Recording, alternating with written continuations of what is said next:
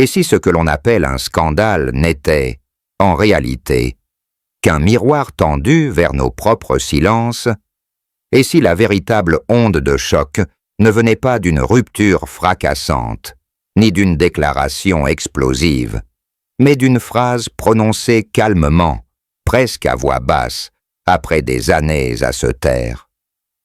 Jusqu'où peut-on aimer sans s'oublier? À partir de quand le compromis devient-il une disparition de soi?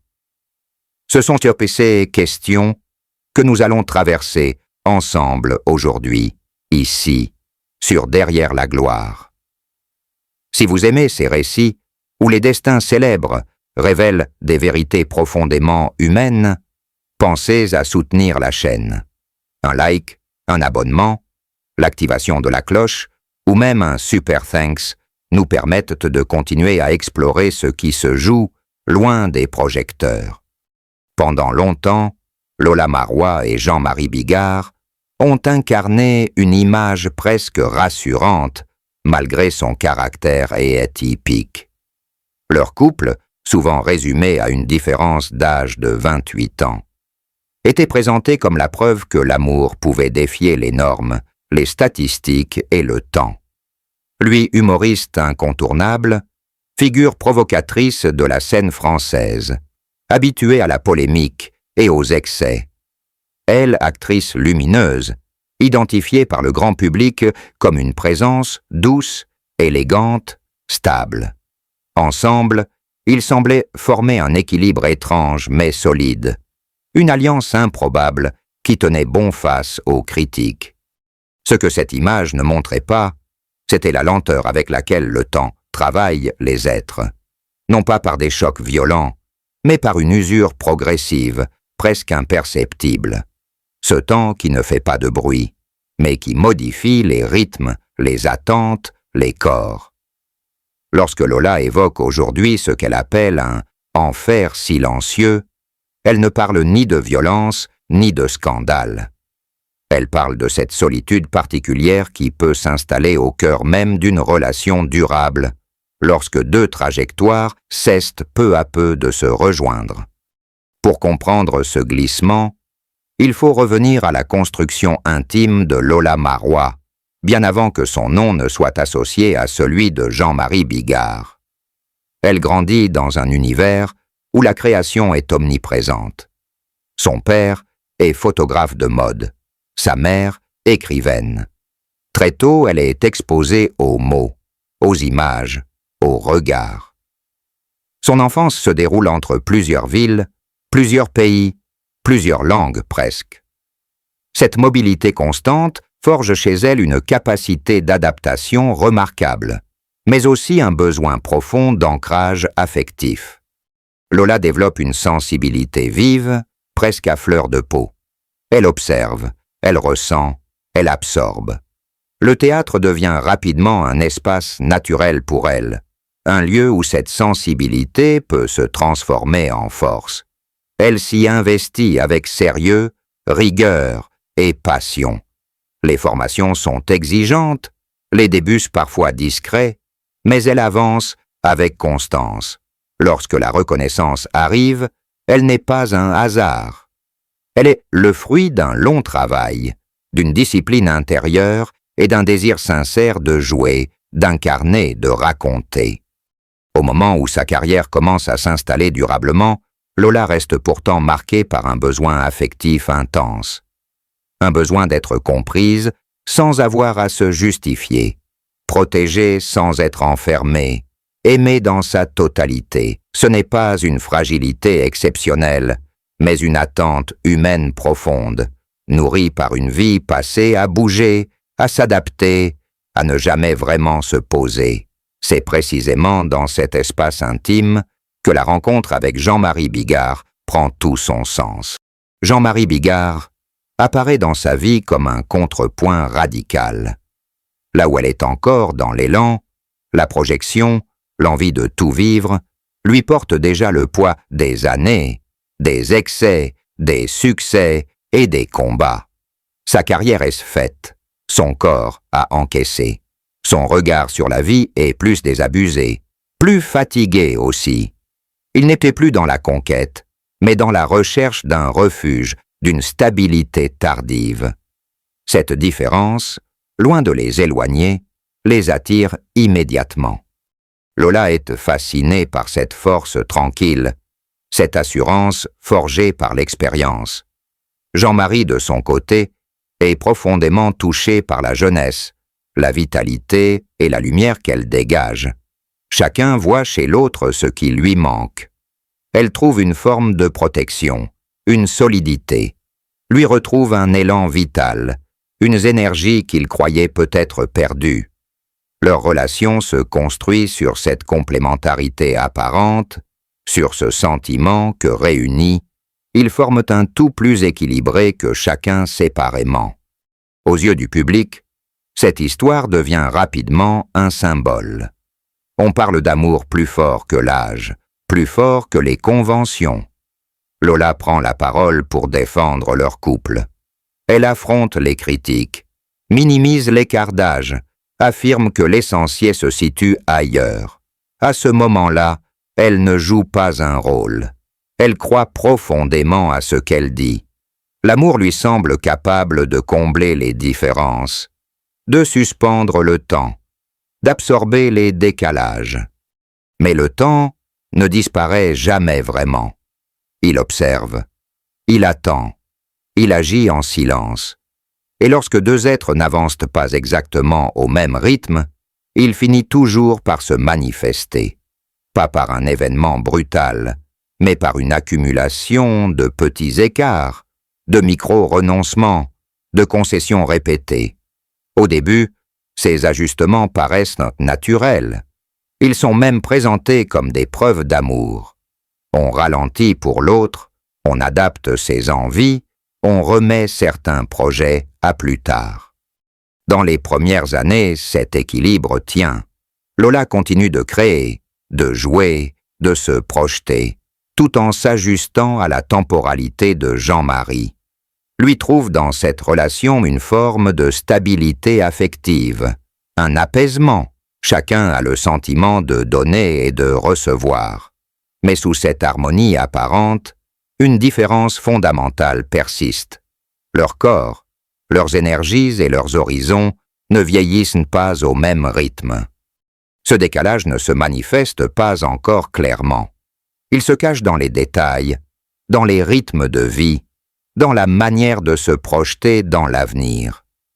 Lola est encore dans le mouvement, dans le désir de faire, de découvrir, de créer.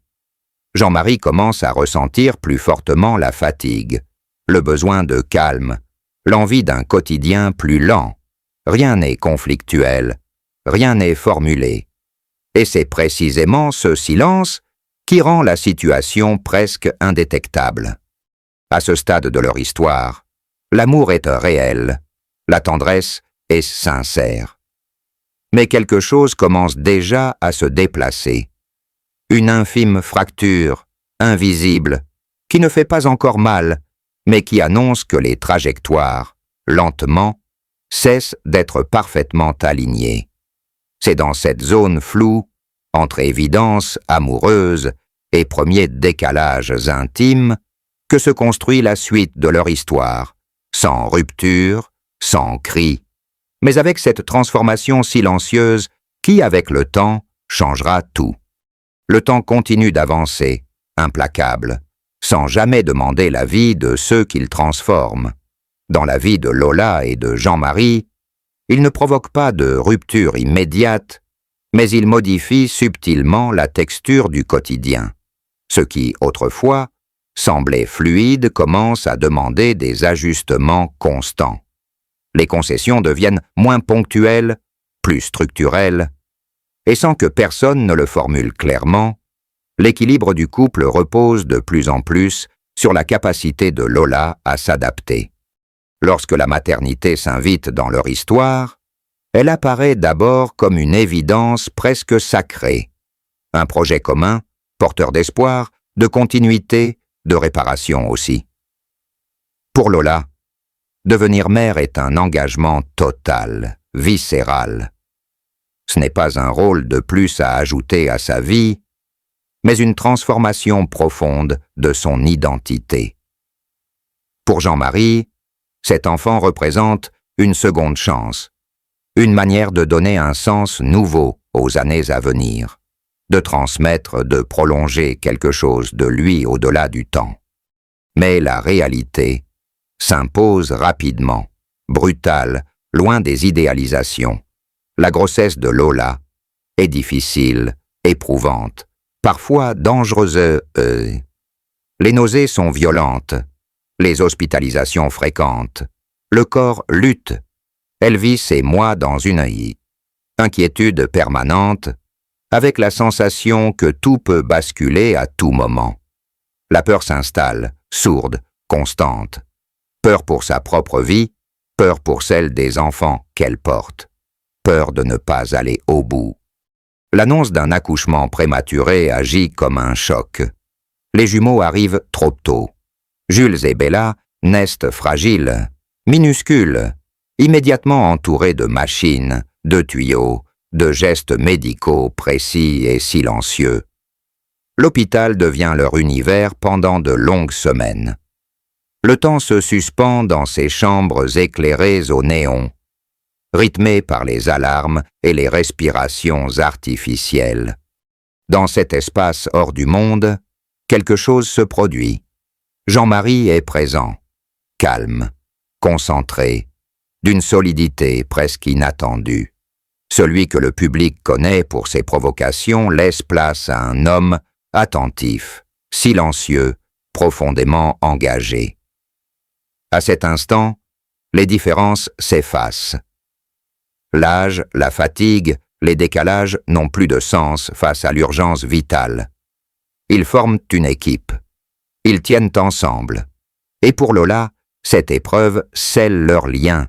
Elle est persuadée qu'après avoir traversé cela, rien ne pourra plus jamais les séparer.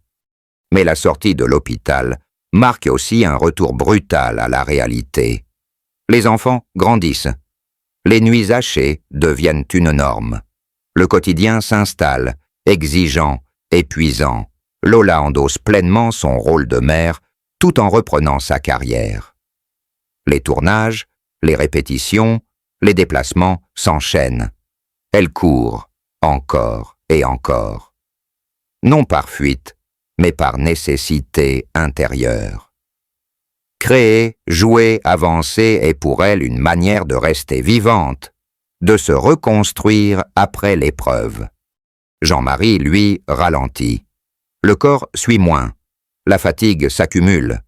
Là où Lola puise son énergie dans l'action, lui s'épuise. Ce qui était autrefois une complémentarité commence à se transformer en décalage fonctionnel. Elle est dans le mouvement. Il est dans le besoin de repos. Rien n'est reproché, rien n'est verbalisé. Mais la différence s'installe, discrète et persistante. Peu à peu, Lola se retrouve à porter davantage. L'organisation du quotidien, la charge mentale, les décisions, elle protège les enfants, elle protège son mari, elle protège l'image du couple. Lorsqu'on lui demande si tout va bien, elle sourit. Elle rassure, elle minimise. Car pour elle, aimer signifie aussi sacrifier. Mettre de côté ses doutes, ses frustrations, ses colères. Elle se convainc que toutes les femmes passent par là, que c'est le prix à payer pour la stabilité familiale. Ce silence a pourtant un coût. Les années passent, et une forme de vide s'installe. Pas une solitude spectaculaire, pas celle qui fait pleurer en public. Une solitude intime, feutrée, presque honteuse. Celle d'une femme qui partage tout mais ne se sent plus réellement accompagnée. Les conversations se raccourcissent, les regards se croisent moins souvent. Les corps s'éloignent sans rupture, simplement par inertie. Ce qui fait le plus souffrir Lola n'est pas l'absence d'amour. L'affection est toujours là, la tendresse aussi. Ce qui la blesse, c'est l'absence de synchronisation. L'impression que leurs vies avancent désormais sur deux rails parallèles. Ils partagent un foyer, mais plus le même élan. Elle se surprend à attendre seule, à partir seule, à rêver seule, non par rejet, mais parce que leurs mondes intérieurs ne se rencontrent plus comme avant. Longtemps, elle repousse la question qui commence à émerger. Jusqu'à quand peut-on s'oublier par amour? Elle ne la formule pas. Elle l'étouffe. Elle continue d'avancer, persuadée que le temps finira par rééquilibrer les choses, que l'amour saura encore une fois absorber le décalage. Mais le temps, justement, ne corrige pas toujours. Parfois, il révèle simplement ce qui était déjà là. Il n'y a pas de scène, pas de cri, pas de porte claquée, seulement une phrase laissée en suspens, un jour, presque par accident. On ne peut plus. Puis le silence. Un silence lourd, dense, qui dit tout ce que les mots n'osent pas encore exprimer. On ne peut plus avancer au même rythme. On ne peut plus faire semblant. On ne peut plus ignorer ce qui s'est installé. Lola ne se vit pas comme une victime. Elle ne renie rien. Elle sait ce qu'elle a choisi, et elle l'a assumé pendant des années. Mais le temps a cette cruauté discrète. Il transforme les élans en fatigue, les projets en souvenirs, les évidences en questions. Là où elle ressent encore le besoin de créer, de se projeter, Jean-Marie aspire à des jours plus calmes, plus lents. Ce n'est pas une faute. Ce n'est pas une trahison, c'est un constat. Et dans ce constat, quelque chose commence à se fissurer définitivement. Non pas l'amour, mais l'idée que l'amour suffit à tout. Une fissure intime et profonde, qui ne fait pas de bruit, mais qui marque le point où l'on ne peut plus continuer exactement comme avant. Sans rupture déclarée, sans scandale, mais avec la certitude que l'équilibre ancien n'existe plus. C'est à partir de là que Lola commence à regarder autrement sa propre existence, à se demander non pas ce qu'elle doit aux autres, mais ce qu'elle se doit à elle-même.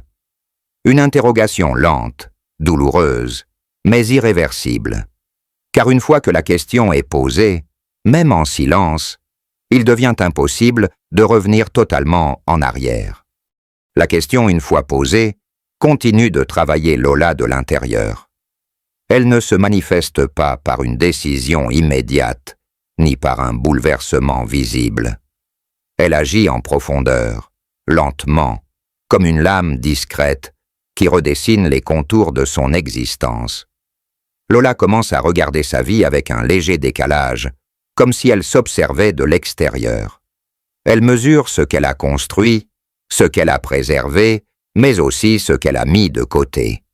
Ce qui s'impose à elle n'est pas un rejet de son couple, ni un effondrement amoureux.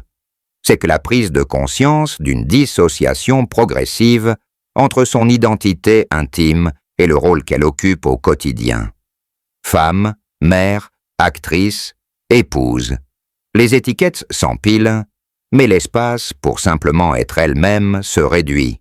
Pendant des années, elle a accepté cette superposition comme une évidence, convaincue que l'équilibre passait par l'effacement partiel de soi. Dans ce mouvement intérieur, Jean-Marie reste présent, mais autrement. Il n'est ni absent ni hostile.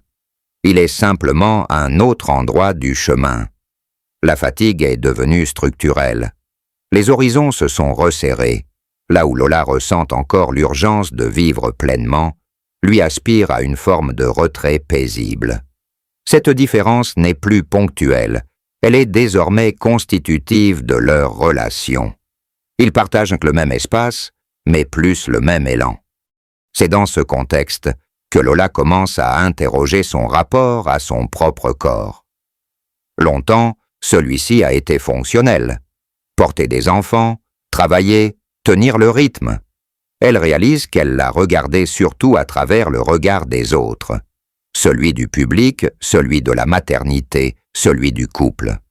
Son corps n'est plus seulement un outil. Il devient un territoire à reconquérir. La décision de poser, de s'exposer différemment, ne naît pas d'une provocation, ni d'un désir de rupture spectaculaire. Elle s'inscrit dans une logique de réappropriation. Quand Lola accepte de poser pour Playboy et d'investir des plateformes réservées aux adultes, elle ne cherche pas le scandale. Elle cherche un espace où elle n'est plus définie uniquement par son rôle d'épouse ou de mère. Un espace où son désir, sa sensualité, sa présence peuvent exister sans justification. La réaction est immédiate. Les commentaires fusent. Les jugements s'accumulent. Comment une mère peut-elle faire cela? Comment l'épouse de Jean-Marie Bigard ose-t-elle s'exposer ainsi? Et surtout, comment une femme de son âge se permet-elle encore d'affirmer son désir? Ces questions révèlent moins sur Lola que la société qui les formule. Elles mettent à nu une vision profondément normative du corps féminin, conditionnée à la jeunesse, à la discrétion, à la maternité silencieuse. Face à cette vague de réactions, Lola ne s'emporte pas. Elle n'attaque pas. Elle explique. Elle parle de liberté, de regard sur soi, de continuité entre la femme qu'elle est et celle qu'elle a toujours été. Elle refuse l'idée selon laquelle une mère devrait s'effacer, devenir neutre, invisible. Pour elle, ce geste n'est pas une trahison, c'est une affirmation. Jean-Marie, de son côté, n'est pas présenté comme un homme humilié ou dépassé. Il est confronté à une réalité qu'il ne contrôle pas, celle d'une femme qui reprend possession d'elle-même, alors que lui se situe dans une phase de retrait. Leur décalage devient visible aux yeux du public, non pas parce qu'il s'est créé à ce moment-là, mais parce qu'il est désormais exposé. Lola a insisté sur un point. Il ne s'agit pas d'une vengeance, ni d'une attaque contre son mari. Elle reconnaît ce qu'il a été pour elle. Un soutien dans les moments les plus sombres. Une présence solide lorsque leurs enfants luttaient pour vivre. Elle n'efface rien. Elle ne réécrit pas le passé. Elle l'éclaire avec une lucidité nouvelle. Ce qui se joue ici dépasse largement leur couple. À travers son geste, Lola met en lumière une question que beaucoup préfèrent éviter. Peut-on aimer sans se sacrifier entièrement? Peut-on rester loyal à l'autre sans disparaître soi-même? Son parcours devient alors un miroir pour de nombreuses femmes, mais aussi pour des hommes, confrontés à des relations où l'amour subsiste, mais où la vie ne se vit plus sur la même fréquence. Lola ne dramatise pas. Elle ne cherche pas la rupture spectaculaire. Elle parle de transformation. Une transformation intérieure, lente, parfois douloureuse, mais nécessaire. Elle accepte que leur relation ne soit plus une passion flamboyante, mais une coexistence fragile, faite de respect, de souvenirs, d'affection et d'un humour discret qui permet encore de tenir. Lorsqu'elle plaisante sur le fait qu'il ne court plus le même marathon, le sourire n'est ni cruel ni amer. Il est lucide. Il reconnaît une réalité sans la nier. Deux corps, deux rythmes, deux temporalités. Ce constat, longtemps repoussé, devient enfin formulable. À ce stade, Lola cesse de s'excuser d'exister. Elle comprend que continuer uniquement par habitude serait une forme de renoncement silencieux. Elle choisit alors non pas de détruire, mais de se redéfinir, de laisser apparaître une femme qui ne se cache plus derrière des rôles rassurants, mais assume ses contradictions, ses désirs, ses besoins. Ce choix ne règle rien immédiatement. Il ne simplifie pas. Il complexifie même parfois les choses, mais il marque un point de bascule irréversible. Une fois que l'on accepte de se regarder en face, il devient impossible de revenir totalement au confort de l'illusion. L'histoire de Lola et Jean-Marie n'entre pas dans les catégories faciles. Il n'y a ni coupable désigné, ni héros évident. Il y a deux êtres qui vieillissent différemment, qui aiment encore, mais dont les chemins intérieurs se sont écartés. Et dans cet écart, une femme choisit enfin de se réapproprier sa voix. Ce qui reste, à ce stade, ce n'est pas une conclusion, mais une tension, entre ce qui a été et ce qui ne peut plus être, entre l'attachement et la nécessité de se retrouver soi-même, une tension inconfortable, mais profondément humaine qui prépare, sans encore la nommer, la dernière étape de cette histoire. La décision de Lola ne s'inscrit pas dans une logique de rupture brutale. Elle ne quitte pas la scène en claquant la porte, elle ne détruit pas ce qui a été construit, elle ne renie pas l'homme avec lequel elle a partagé plus de 10 ans de sa vie, ni le père de ses enfants. Ce qu'elle fait est plus subtil, plus rare, presque déroutant dans une époque qui aime les récits tranchés. Elle choisit de se déplacer intérieurement. Elle choisit de cesser de se dissoudre. Pendant longtemps, Lola a cru que l'amour impliquait une forme de disparition progressive. Disparaître un peu pour préserver la paix, disparaître encore pour protéger les enfants, disparaître davantage pour ne pas fragiliser un homme déjà fatigué par la vie. Ce mouvement n'était pas conscient. Il se faisait lentement, par petites métouches, comme on baisse le son sans s'en rendre compte. Jusqu'au jour où le silence devient assourdissant. Ce silence-là, Jean-Marie Bigard ne l'a pas forcément perçu de la même manière. Lui aussi avançait avec ses propres repères, son propre rapport au temps, à l'énergie, au corps.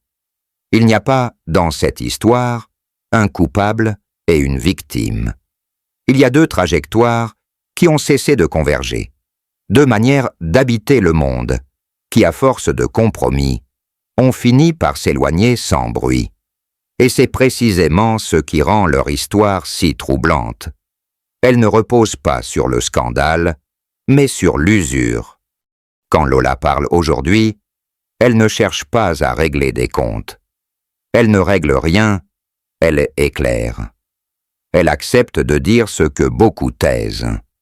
On peut aimer profondément et ne plus avancer ensemble. On peut respecter l'autre sans continuer à s'oublier soi-même. Ce discours dérange parce qu'il ne propose ni héroïne ni bourreau. Il oblige à regarder la complexité des liens, là où la société préfère les récits simples. Son choix d'assumer son corps, son désir, sa visibilité, ne s'inscrit pas dans une logique de provocation. Il est une réponse à une question intime. Comment rester vivante quand on a longtemps été définie par les besoins des autres? Être mère, être épouse, être soutien, être pilier, autant de rôles qu'elle a endossés sans jamais les rejeter, mais qui, à force, finit par occuper tout l'espace. Reprendre possession de son image, c'est reprendre possession de sa voix. Ce geste, qui a choqué certains, a aussi libéré d'autres femmes, celles qui se sont reconnues dans cette fatigue silencieuse, dans ce sentiment d'être là, sans être vraiment là. Lola ne parle pas pour elle, mais son parcours résonne. Il met des mots sur une réalité souvent invisible. La désynchronisation des couples, le vieillissement différencié, le courage qu'il faut pour admettre que l'amour ne suffit pas toujours à tout porter. Jean-Marie Bigard, de son côté, n'est pas effacé du récit. Il reste présent, avec sa fragilité, son humour, son humanité. Il n'est pas réduit à une caricature d'homme dépassé ou dominant. Il est un homme qui a beaucoup vécu, qui a aimé à sa manière, qui a protégé quand il le pouvait, et qui se heurte aujourd'hui à une réalité que beaucoup refusent de regarder. Aimer ne garantit pas l'alignement éternel. Ce que Lola ose faire, c'est sortir du mensonge collectif. Celui qui impose de rester coûte que coûte. Celui qui glorifie le sacrifice silencieux comme une vertu féminine. Celui qui fait croire que partir intérieurement est plus noble que se choisir. Elle ne détruit rien. elle transforme. Et cette transformation n'est pas bruyante. Elle est lente, réfléchie, assumée. Son histoire nous oblige à nous poser des questions inconfortables. Combien de temps peut-on s'adapter avant de se perdre? À partir de quand l'amour devient-il une habitude plutôt qu'un élan? Et surtout, avons-nous le droit de changer sans être accusés de trahir? Derrière la célébrité, derrière les projecteurs, Lola Marois incarne une réalité universelle, celle des êtres humains qui évoluent, parfois dans des directions différentes. Il n'y a pas de fin spectaculaire à cette histoire, pas de scandale final, pas de déclaration fracassante. Il y a un mouvement, un glissement vers plus de vérité, une femme qui accepte de se regarder sans filtre, un couple qui cesse de se mentir, une famille qui cherche un nouvel équilibre. C'est moins spectaculaire, mais infiniment plus authentique. Et c'est précisément pour cela que cette histoire mérite d'être racontée ici, sur Derrière la gloire. Parce que derrière les noms connus, il y a des silences, des renoncements, des renaissances. Parce que ces récits, loin du sensationnalisme, nous parlent de nous, de nos propres compromis, de nos propres peurs, de notre capacité, ou non, à nous choisir. Si cette histoire vous a touché, si elle a fait écho à votre propre parcours, n'hésitez pas à partager votre ressenti en commentaire. Vos points de vue enrichissent ces récits. Pensez à liker la vidéo, à la partager, à vous abonner à Derrière la gloire et à activer la cloche pour ne pas manquer les prochains témoignages. Votre soutien, notamment via le bouton Super Thanks, nous permet de continuer à explorer ces histoires humaines avec profondeur et respect. Et surtout, osez en parler.